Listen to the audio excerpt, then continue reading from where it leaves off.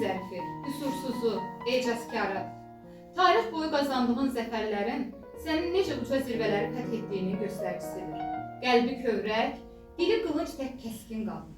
Dilindən, dinindən, milliyyətindən asılı olmayan, ətəyinin ölçüsünə, qəhrəsinin yüksəkliyinə, saçının rəngindən özü təyinlik verən, innovativ, çağdaş, müasir, savadlı və məntiqli qalır. Günün mübarək.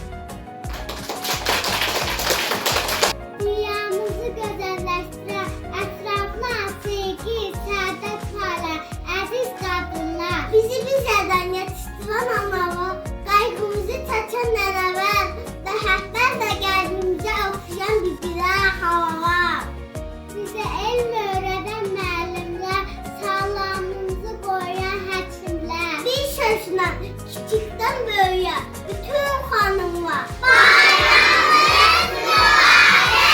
açılıbdır sevinclə ürəklər, əsin, əsin yaz qoxulu küləklər, sanki deyir bütün güllər, çiçəklər, anam bacım bayramınız mübarək.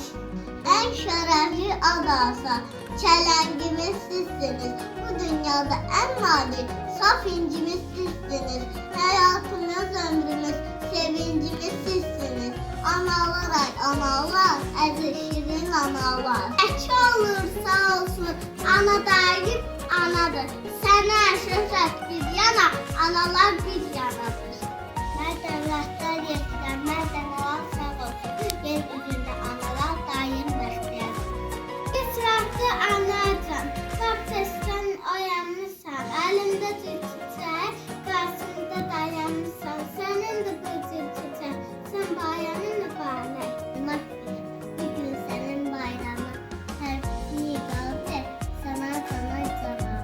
Hayatımın mənası, aynasısan sən ana, mənə həyat başladı, böyüksün yana. Əzəl gündən varlığım, müqəddəsimsən mənim, sən ey övlat yolundan, sən kimi əriyənim.